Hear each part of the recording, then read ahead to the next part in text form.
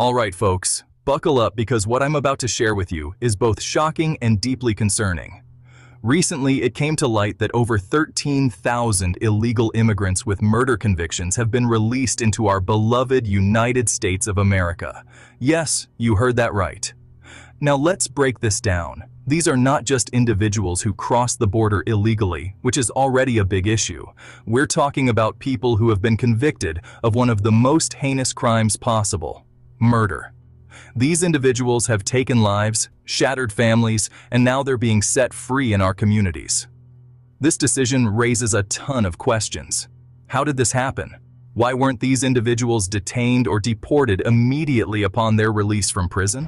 Who made the call to let them walk free among law-abiding citizens? Our government owes us answers. As Americans, we have a right to feel safe in our own country. We have a right to expect that our government will protect us from those who pose a threat to our lives and our families. If our leaders are failing to do that, it's not just a mistake, it's a betrayal of the public trust. Let's think about the impact on our communities. Imagine the fear and anxiety in neighborhoods where people know that convicted murderers could be living next door. This isn't just about politics, this is about real lives, real families, real safety. Now, some might argue that these individuals have served their time and deserve a second chance. But we have to ask ourselves, at what cost? Are we willing to gamble with the safety of our loved ones? Are we willing to put our trust in a system that has already let us down? We need to stand up and demand accountability. We need to ask our leaders the tough questions and hold them responsible for their actions. It's time for a change. It's time to put the safety of American citizens first. So, what can we do? First, stay informed. Don't just take my word for it. Look into the facts, understand the policies, and see who's making these decisions. Second, speak out.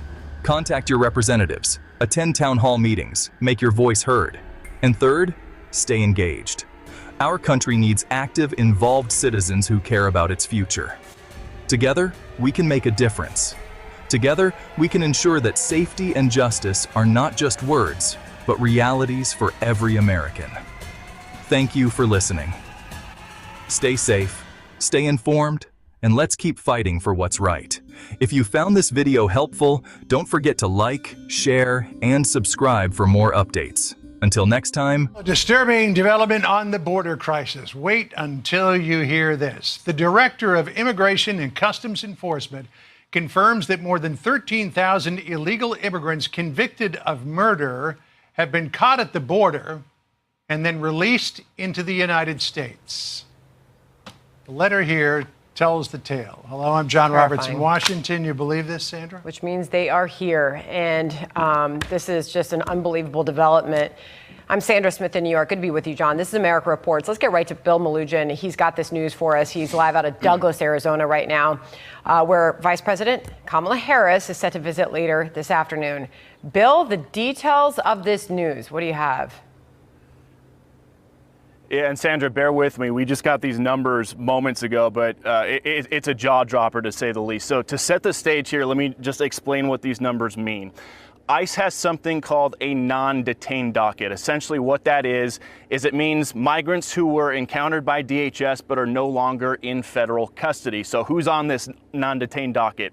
It's illegal immigrants who were caught and released at the border, released with the court date years away. They're in immigration proceedings, combined with illegal immigrants who have already been ordered, deported from the country by a judge, but are still here roaming the country. So keep that in mind, this non-detained docket.